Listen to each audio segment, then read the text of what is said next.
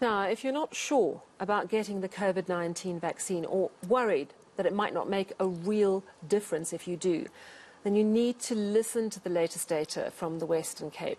Groote Schuur Hospital in Cape Town has tracked its COVID admissions to ICUs.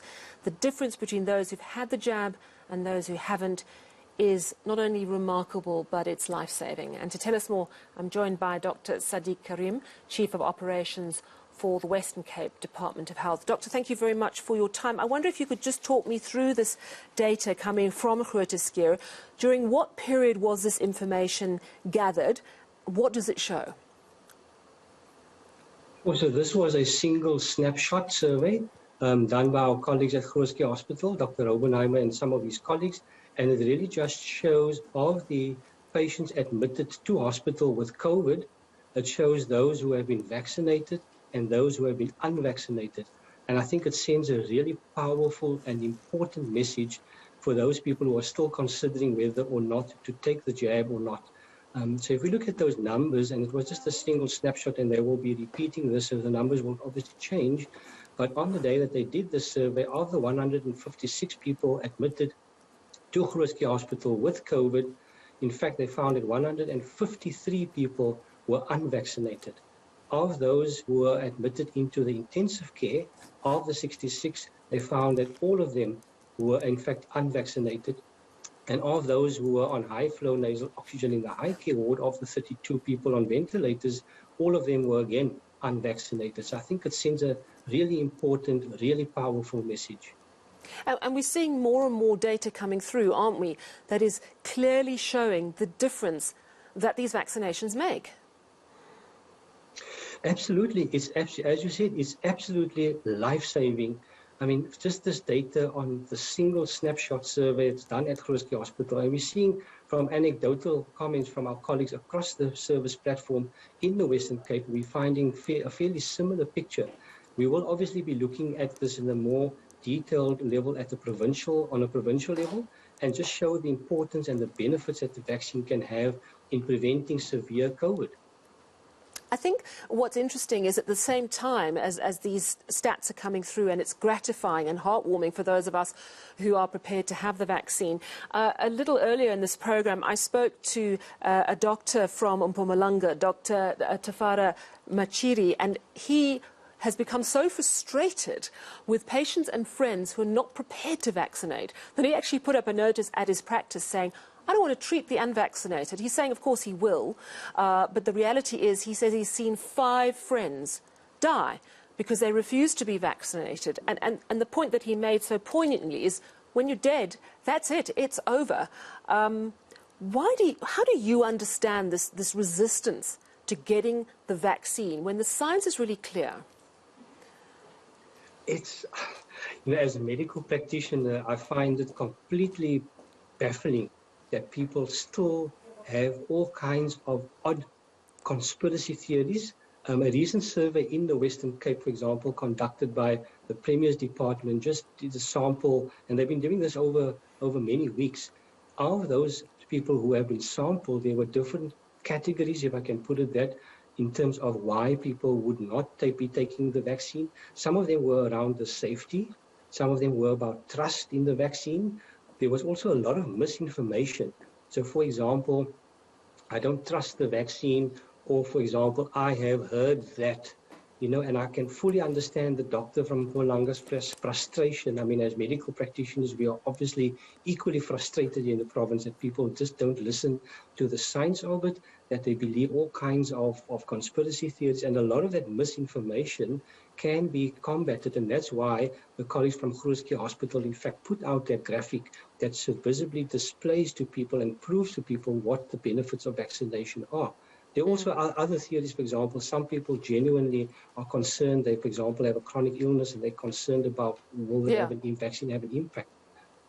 Those, of course, are valid questions. You mentioned the Groote Schuur stats, and as you say, it's a snapshot from a single day. But of 156 people in hospital with COVID, 153 were unvaccinated. So only 3 were vaccinated. And I think that, that makes the point, really, that you can still get quite sick even if you've been vaccinated. You know, and certainly we are hearing from other countries who started vaccinating earlier that the issue of breakthrough infections becomes more and more of a reality in the vaccinated. Does that suggest that waning immunity is going to become our next problem? It probably does, yes, if one actually looks at, for example, countries like Israel and other countries who are already considering booster doses, in fact, started third dose vaccinations. There has been, and one of the issues is, in fact, whether the vaccine over time, whether the immunity wanes, as you've said. And that's certainly going to be probably, I would think, the next battlefront in terms of waning immunity and the impact that that has on the population. But certainly South Africa is still very far from that, because we still at the moment obviously still trying to get through everybody through their first jab, for example. So we will probably get to that point at a much later point in our curve. I suppose it's one of the unexpected benefits of the vaccination program starting late, is that we're going to have that immunity for that much longer because we got the jabs later. But I think it's important as well to note that even with waning immunity, my understanding is that the jab is still fairly effective in preventing very serious cases and death. Absolutely, and it's been shown and proven right around the world, both the J&J and the Pfizer vaccine, which are the two candidate vaccines that we're using in South Africa, that in terms of preventing hospitalizations, that's certainly between 70 and 80% for both of those, and certainly more than 90% in both cases for prevention of death. So the vaccines are effective. They've also been proven to be safe. So they're both safe and they're effective. So we're coming at this from a very sort of clinical, data-driven approach. But what is your message for the hesitant?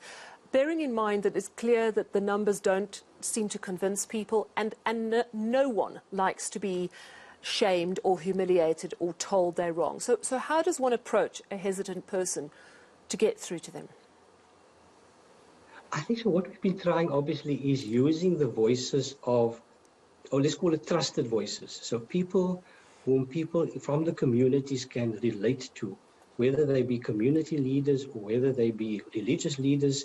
We've been using trusted voices to try and get the scientific message across to people, because it's quite clear that as medical practitioners, we are not having the impact that we would have desired and wanted to have. And it's been showing some benefits. In Mitchell's Plain, for example, the registration factor in Mitchell's Plain, Khayelitsha, in fact, have some of the lowest registration rates in the province.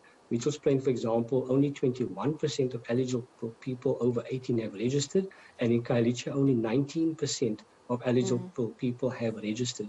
So in those areas, we've been using trusted community voices to help convey the correct information to people. And I think the sad reality, Dr. Kariem, as well, is that often it takes someone's death who was not vaccinated to make a very tragic point that the risk was simply not worth it. Absolutely, absolutely. And, you know, one of our religious leaders in the Cape who died from COVID on his deathbed, in fact, and has been quoted fairly extensively, on his deathbed, he was asked the question by an EMS practitioner, will he take the vaccine? And he said, absolutely yes. At that stage, when he died, unfortunately, the vaccine wasn't yet available for that population group. And this was a religious leader from the Muslim community who on his deathbed said, absolutely, he will take the vaccine. And you're quite right, Sally. Unfortunately, it's that sad reality when you lose somebody and when you realize the impact that you could have had people taken the vaccine. Thank you so much for chatting to us this evening. It is much appreciated. Dr. Saadiq Kariem, Chief of Operations for the Western Cape Department of Health.